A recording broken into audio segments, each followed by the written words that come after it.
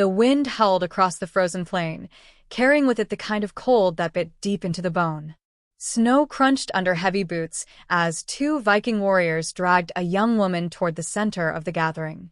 Her wrists were raw from the chains that bound them, her breath a white cloud against the endless blue sky. The tribe had gathered in a silent circle, their faces grim, their furs dusted with frost. At the heart of the clearing stood an altar of ice, shining like glass beneath the pale sun. The woman's knees struck the surface, a gasp tearing from her throat as the cold bit into her skin. One warrior gripped her hair, forcing her head down, while the other drew his sword, the steel glinting like a shard of winter itself. Above them all, the chieftain stood tall, his fur cloak rippling in the wind, his eyes hard as stone. When he spoke, his voice cut through the air like the sword about to fall. The tribe held its breath, waiting. Somewhere deep inside, the woman screamed, not from fear, but from the desperate will to live. The snow was blinding, reflecting the pale northern sun as though the sky itself had fallen to earth. Each gust of wind scattered loose flakes into the air, stinging the young woman's face as she stumbled forward, dragged by the iron grip of the warriors on either side of her. The chains at her wrists rattled with every step, biting into her skin until it was raw and bloodless. She wanted to collapse, to let the snow swallow her whole and end this nightmare, but the men forced her to keep walking, their boots crunching with steady, merciless rhythm. Ahead, a ring of fur-clad figures waited in silence. The tribe had gathered, hunters, mothers, children, all standing in a wide circle around the altar of ice. Their breath rose in misty clouds as they watched her approach. There were no jeers, no mocking shouts, only the oppressive weight of judgment in their eyes. Every gaze was a knife, reminding her that she was no longer one of them, that she had been cast out before her sentence had even been spoken. When they reached the center of the clearing, one warrior shoved her forward. She fell to her knees, the cold so sharp it felt like a blade slicing through her skin. Her palms landed on the frozen ground, burning with pain as though she had touched fire. She tried to rise, but the man behind her gripped her shoulder and shoved her back down, forcing her to bow before the altar. Her hair fell into her face, dark strands sticking to the tears freezing on her cheeks. Somewhere in the crowd, a child whimpered before being hushed by its mother. The chieftain stepped forward. His presence was like a shadow stretching across the snow, tall and unyielding. His fur cloak was lined with the pelts of wolves he had killed himself, trophies of a life lived by strength alone. His face was carved with lines of age and battle, but his eyes were the coldest thing about him, pale, sharp, and merciless as the winter sky. He looked down at her, saying nothing for a long moment. The silence stretched until even the wind seemed to fade. Finally, his voice rang out across the gathering. "Freya of the fjord," he said, her name carrying like a curse. "You stand accused of betrayal against your blood and your people." The words were like a blow to her chest. She had heard them before, whispered in the huts, muttered around campfires, but hearing them here, before everyone, made it real. "You open the gates," the chieftain continued, his tone as flat as the frozen earth beneath them. "You let the raiders into our village. Men died that night. Children were taken. Our fires were turned to ash. And now you stand before us, alive, when others lie beneath the snow." The crowd stirred, voices rising in agreement, anger, grief. Freya raised her head, shaking with fury as much as fear. "It wasn't me," she cried, her voice hoarse, desperate. "I didn't open the gates. I tried to stop them. They took my brother." "Enough!" the chieftain roared, and the crowd fell silent. His eyes narrowed as he looked down at her. "Do you think we are fools? The raiders came without resistance. Someone let them in. Someone betrayed us." Freya's chest heaved. Her chains rattled as she struggled against the grip of the warriors, her knees slipping on the ice. She searched the crowd, looking for a familiar face, anyone who might speak for her. She found none. The warriors tightened their hold. One grabbed a fistful of her hair, yanking her head back until she gasped. The other unsheathed his sword, the sound ringing sharp in the still air. The blade caught the light, dazzling white for a moment before settling into a dull, deadly gleam. The man held it at the ready, waiting for the chieftain's command. Freya's breath came fast and shallow. She felt the world narrowing. The crowd, the altar, the men holding her, until all that was left was the terrible stillness of the moment. Her heart pounded, so hard it felt like the only sound left in the clearing. The chieftain's voice came again, low and deliberate. "You will face judgment by the blade," he said, "and the gods will decide if you were guilty or innocent." The crowd murmured again, some nodding solemnly, others looking away. This was the way of the tribe, life and death balanced on the edge of a sword. Freya's tears froze against her skin. She was trembling, but somewhere deep inside her chest a spark of defiance flared. She had not betrayed them. She would not go to her death silently. As the wind rose once more, she lifted her head and screamed, not in fear, but in rage, a cry that echoed through the mountains like the howl of a wounded wolf. The echo of Freya's scream lingered in the air long after her voice fell silent. It rolled across the clearing, crashing against the surrounding mountains and returning like a warning from the gods themselves. When the sound finally faded, all that was left was the harsh rasp of her breathing and the crackle of the icy wind. The tribe murmured among themselves, voices rising in a tense wave of sound. Some spat on the ground, cursing her name, while others shifted uneasily, their eyes darting between the chieftain and the kneeling woman. It was as though a storm was building, ready to break at the slightest spark. The chieftain raised one hand, and the noise died instantly. Even the children stopped crying. His presence commanded silence, as it always had. He stepped closer to the altar, his boots crunching loudly in the snow. "Freya of the fjord," he said again, his tone heavy, each word falling like a hammer. "Your cries do not move us. Your tears do not cleanse your guilt. The gods demand truth, and truth must be bought with blood." Freya's head jerked up, her tear-streaked face pale but fierce. "I am not guilty," she shouted, her voice hoarse but strong. "You think you know the truth, but you do not. I try to fight them. They came for me, for my brother, and I—" Her words were cut off when the warrior, holding her hair, yanked her head back sharply. Pain lanced through her scalp, but still she glared up at the chieftain, her defiance unbroken. The chieftain's cold gaze did not waver. "Then speak your last words, Freya," he said. "The gods will hear them before the sword falls." A hush spread over the circle. This was tradition. The condemned were allowed to speak before judgment was passed. Some used their final breath to beg for mercy, others to curse those who condemned them. Freya's breath came fast, her chest rising and falling as she looked from face to face. She saw neighbors who had once shared their fires with her, old women who had braided her hair as a child, hunters who had brought her food during hard winters. They were all here, all staring at her as though she were a stranger, a danger, a curse. "My brother," she began, her voice cracking. "They took him. The raiders took him, and I chased after them. I tried to stop them at the gates, but there were too many. They knocked me down. I fought until I could not breathe. They left me alive because they thought it would hurt you more." Her voice faltered, but she pressed on, her words spilling like blood from an open wound. "I did not betray you. I lost everything that night. My brother, my home, my honor. If you kill me now, you will be killing the only one who tried to save him." There was a long pause. Somewhere in the circle, a man shifted his weight, uncomfortable. A woman lowered her eyes. The tribe was listening now, truly listening. But the chieftain's face was as hard as carved stone. "And yet the gates were opened," he said. "Whether by your hand or your weakness, it does not matter. The dead cannot speak for you, and the gods do not forgive failure."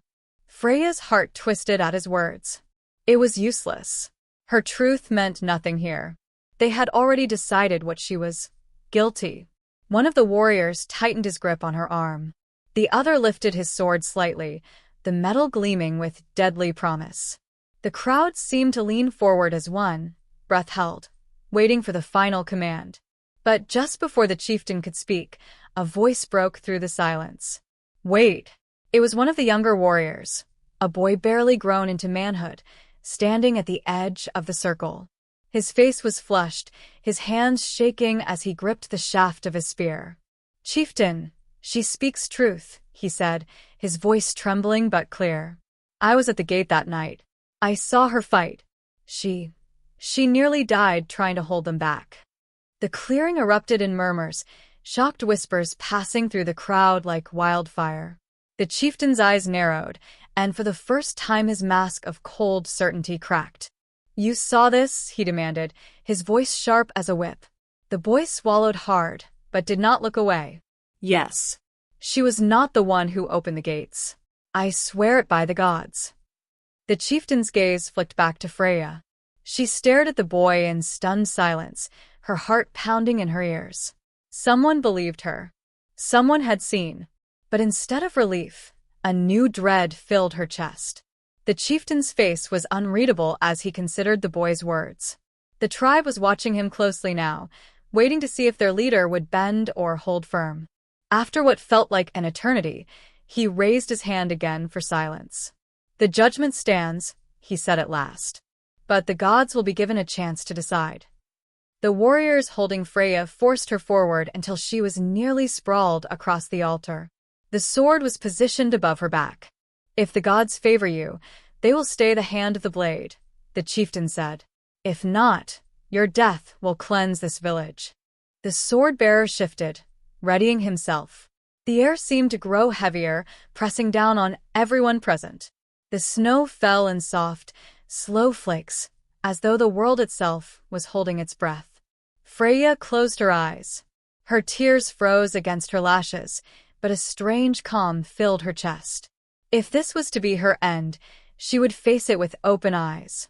When she opened them again, she stared straight ahead at the mountains in the distance.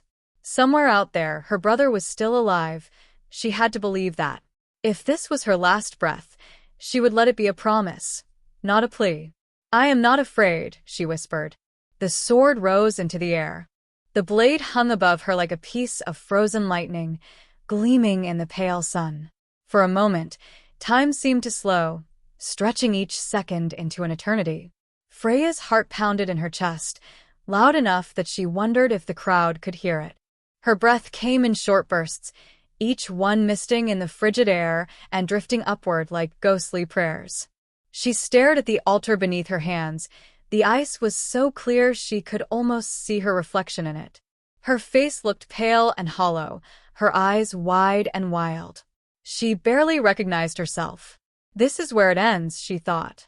Not in a battle, not fighting to save her brother, but here, on my knees, with the whole tribe watching. Her stomach churned. The memory of that night came back to her with cruel clarity. She could smell the smoke from the burning huts, hear the screams of the children as they were dragged away. She remembered the clash of steel, the raiders' laughter, the moment she saw the gate wide open and understood, too late, what had happened. And she remembered fighting. She had fought like a wild thing, clawing and biting when her knife was knocked away. She could still feel the taste of blood in her mouth, still feel the hands that had dragged her aside, leaving her gasping and broken in the snow as the raiders vanished into the night with their captives. Her brother's face came to her then, laughing, defiant, promising her he would protect her always. She could see him being pulled into the darkness, could hear him shouting her name. No. The word rose inside her like a spark, small but fierce. She would not die here, not like this. Not when her brother was still out there. Freya's fingers dug into the ice until her nails cracked. She forced herself to lift her head and look around the circle. The tribe was silent, their faces hard and expectant. They were waiting for the sword to fall, waiting for justice to be done. Some looked grim, others almost hungry, as though her death would feed something in them, their fear, their anger, their need to believe that someone could pay for what they had lost. But there were other faces, too. A few looked away, unable to watch. The boy who had spoken for her stood tense, his knuckles white where he gripped his spear. His gaze was locked on the chieftain, as if daring him to make the wrong choice. And then there was the sword-bearer, the man who held her life in his hands. She turned her head just enough to see his face. He was a veteran, his beard streaked with gray, his eyes hard from years of killing. But there was something there, a flicker, brief but real, of hesitation. Freya seized on it like a drowning woman clutching driftwood. "You know I speak true," she said, her voice low but steady. "You were there that night. You saw the smoke. You saw the bodies. Do you truly believe I did this?" The man's jaw tightened. His grip on the sword did not falter, but his eyes flicked toward the chieftain. "Do it," the chieftain said. His voice was iron. The sword rose higher.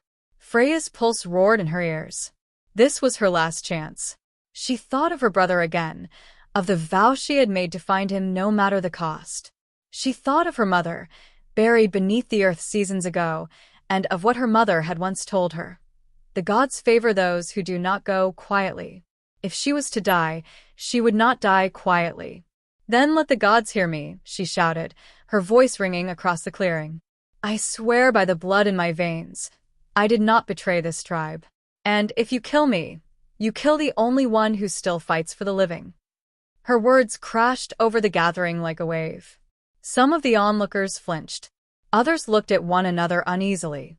The boy with the spear took a step forward, as though ready to intervene. The chieftain's face was thunder. "Hold her down," he barked. The warrior behind Freya forced her head lower, pressing her cheek against the ice. She felt its freezing bite against her skin, felt the sting of tears spilling and freezing in place. But even then, she did not close her eyes. She fixed her gaze on the mountains in the distance. The peaks shone white against the sky, timeless and unyielding. If this was the last thing she would ever see, she would meet it head-on. The sword-bearer's muscles tensed. And still he hesitated. The sword hovered, the edge glinting like a shard of frozen moonlight. The entire clearing seemed to be holding its breath. The only sound was the groan of the wind, sliding between the mountains as though even the world was waiting for what would happen next. Freya's cheek burned against the ice, but she refused to shut her eyes. She would not meet death in darkness. Her fingers curled into fists, the chains at her wrists rattling softly. The man behind her kept her head pressed down, but she could feel the tremor in his grip. "Do it," the chieftain's voice rang out, sharp and final. The sword-bearer raised the blade high over his head. Every muscle in his arm flexed as he prepared to bring it down. And still he hesitated. The silence stretched until it became unbearable. Someone in the crowd cried out, a sound halfway between a sob and a shout. The boy with the spear stepped forward again, his young face pale but determined. "Chieftain," he called out, "if the gods demand blood, let it be a fair trial. Let her fight for her life. That is our way." The chieftain turned his head sharply, his eyes narrowing at the boy's defiance. The crowd murmured at the words. He was right. In the old traditions, a condemned soul had one final chance, trial by combat. "She is unarmed," the chieftain said, his voice like ice. "There would be no honor in such a fight." "Then arm her," the boy shot back, stepping fully into the circle now. "If the gods truly wish her dead, they will guide your warrior's blade. If she is innocent, they will guide hers." The murmurs grew louder, a restless wave moving through the gathered tribe. Some nodded in agreement. Others frowned, unwilling to see tradition invoked for someone they believed guilty. Freya felt her heart hammering in her chest. This was no guarantee of survival. It might simply mean dying slower, with a weapon in her hand. But the spark inside her, the one that refused to die quietly, flared bright. "Let me fight," she rasped, lifting her head despite the warrior's grip. "If the gods want my life, let them take it in the way of the old blood." The chieftain's jaw tightened. He was a man who had led his people through famine, through raids, through winter storms. He could not be seen as weak now. To deny her the right to fight might turn the tribe against him, but to grant it risked proving her innocent in front of everyone. At last he nodded once. "So be it," he said, his voice carrying over the wind. "Trial by combat. The gods will decide." The crowd erupted, some cheering, some protesting. The warrior released Freya's hair and stepped back. The man holding her down let go as well, and she collapsed against the altar for a moment, her arms trembling, before forcing herself upright. The sword-bearer lowered his weapon, his expression grim. He would be her opponent. That much was clear. "Bring her a blade," the chieftain commanded. One of the onlookers stepped forward and tossed a short sword into the snow at Freya's feet. It was crude, a weapon meant for a peasant, but it gleamed with deadly promise. Her fingers shook as she reached for it. The metal was so cold it bit into her palm, but the weight of it steadied her. For the first time since being dragged into the clearing, she felt something other than fear. She felt purpose. The circle widened as the tribe stepped back to give space for the fight. The snow crunched underfoot as the sword-bearer stepped forward, his face expressionless, his heavy boots leaving deep marks in the frost. Freya struggled to her feet, her legs weak from the cold and the hours of captivity. The chains were removed from her wrists, falling into the snow with a dull clink. She stood there for a long moment, gripping the sword with both hands, the weight almost too much for her numb fingers. Her breath came in white clouds as she stared at the man before her. Bigger, stronger, trained. But she had nothing left to lose. The chieftain's voice rang out once more. "Begin." The warrior lunged. Freya barely had time to raise her blade, the impact jarring her arms to the bone. She stumbled backward, nearly falling, but managed to keep her footing. The sword-bearer did not hesitate. He pressed forward, his strikes fast and merciless. Each blow drove her back, her boots slipping on the ice. She gritted her teeth, focusing on staying upright, on surviving one strike at a time. Her arms ached, her breath coming in ragged gasps. Then, between strikes, she saw an opening, small but there. She twisted aside, swinging wildly. The blade grazed the man's arm, leaving a thin line of red on the snow. The crowd gasped. The warrior's eyes narrowed. This time, he came at her with real fury. The warrior's fury was like a storm. His next strike came down with such force that Freya's knees buckled. Her sword shuddered in her grip as the blow sent vibrations up her arms. The cold bit deep into her lungs, every breath searing like fire. But she refused to fall. The crowd was no longer silent. Shouts rang out, some calling for her death, others urging her to stand and fight. Each voice crashed into her like a wave, but Freya kept her focus locked on the man in front of her. He advanced again, relentless. This time she didn't meet him head-on. Instead, she sidestepped, letting his momentum carry him forward before swinging low at his legs. He blocked the strike, but not in time to stop her blade from grazing his thigh. Blood spotted the snow, bright against the white. The warrior grunted, more surprised than hurt, and came at her again. Freya's arms ached, her shoulders screaming, but she found a strange rhythm in the clash of steel. Her fear had burned away, replaced by something harder, determination. This was no longer just about survival. It was about proving she was not the traitor they believed her to be. Another clash of blades rang out, sparks flying in the cold air. Freya twisted, letting his sword slide past hers, and slammed the hilt of her weapon into his side. He stumbled just for a heartbeat, but that was enough. Freya lunged forward with a cry, driving her blade toward his chest. The warrior twisted at the last instant, and the sword struck his shoulder instead. He dropped to one knee, his breath coming hard. The clearing went deathly still. Freya stood over him, her chest heaving, the tip of her blade only inches from his throat. The sword trembled in her hands, not from weakness, but from the weight of what she had to decide. The chieftain stepped forward, his expression unreadable. "Well," he said, his voice carrying across the silent crowd. "Finish it. The gods have given you the chance." Freya stared down at the man before her. He was breathing heavily, but he made no move to stop her. He simply waited, calm in the face of death. If she killed him, no one could call her a coward. It would be justice, in the eyes of the tribe. Her survival would be absolute. But if she spared him, would they see it as mercy or weakness? Her breath came fast. The cold world around her seemed to fall away until there was only this moment, this choice. Slowly, Freya lowered her sword. Gasps rippled through the crowd.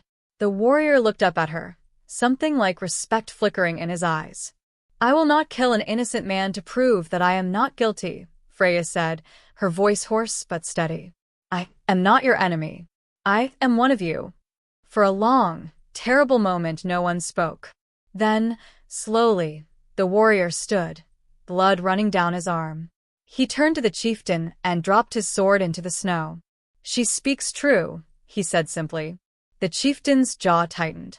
The tribe was watching him now, waiting for his word. If he condemned her again, he would go against the judgment they had just witnessed.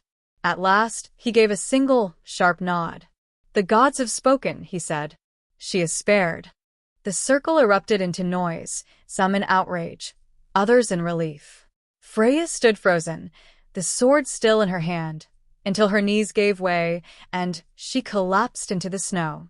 The boy with the spear rushed forward, helping her to her feet. Her hands were numb, her body shaking, but she did not cry. Not yet. When she looked at the chieftain, his expression was still hard, but there was something new in his eyes, a glimmer of respect, or perhaps caution. "You are free," he said, "but you will carry the burden of what has happened. If you wish to prove your loyalty, find those who did this. Bring back your brother if he still lives. Bring justice to those who deserve it." Freya nodded once. "I will," she said, her voice low but unbroken. The crowd slowly dispersed, leaving deep footprints in the snow. The clearing grew quiet again, the storm of judgment passed, but its weight still heavy on everyone's hearts. Freya stood for a long moment, staring at the distant mountains. Her body ached, her wounds throbbed, but she felt more alive than she had in days. Somewhere out there, her brother was waiting. Somewhere out there, the true traitor still walked free. And now, she had a purpose, and a chance to see justice done. As the boy handed her back the sword, Freya tightened her grip and turned her face to the wind. She would not return until she had answers.